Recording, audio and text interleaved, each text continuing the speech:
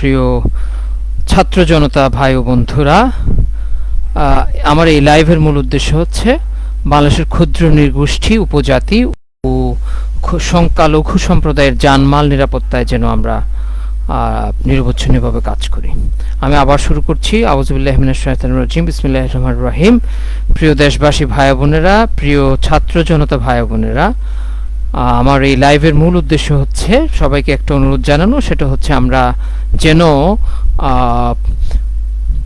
ক্ষুদ্র নৃগোষ্ঠী অর্থাৎ উপজাতি ভাই বোনেরা এবং বাংলাদেশের যেসব সংখ্যালঘু সম্প্রদায় আছে তাদের জানমাল নিরাপত্তা রক্ষায় আমরা যেন সবাই অগ্রণী ভূমিকা পালন করি এবং আমরা যেন সবাই সাবধান থাকি।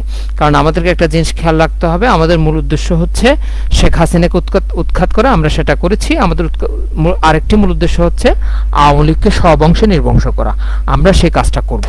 কিন্তু আমরা কোনো ক্ষুদ্র নৃগোষ্ঠী, উপজাতি সম্প্রদায়ের সদস্য এবং সংখ্যালঘু সম্প্রদায়ের সদস্যের উপর হামলা করব না।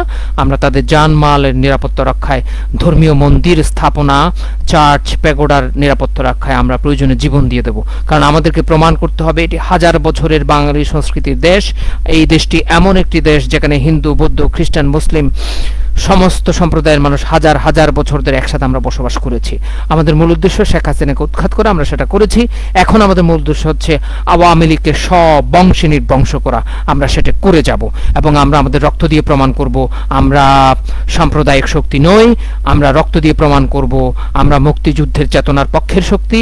আমরা রক্ত দিয়ে প্রমাণ করব আমরা ক্ষুদ্র নৃগোষ্ঠী এবং উপজাতিদের এবং ক্ষুদ্র সংখ্যালঘু সম্প্রদায়ের জানমাল নিরাপত্তা দিতে সক্ষম। কিন্তু আমরা এটাও প্রমাণ করব আমরা আওয়ামী লীগের চেয়ে কোটি কোটি গুণ শক্তিশালী এবং আমরা আওয়ামী লীগকে সব অংশে নির্বংশ করব।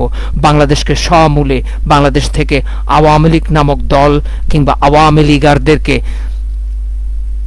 একজন একজন করে আমরা এই দেশ থেকে তাদেরকে উৎখাত করব। সবাই ভালো থাকুন, সুস্থ থাকুন, শুভরাত্রি।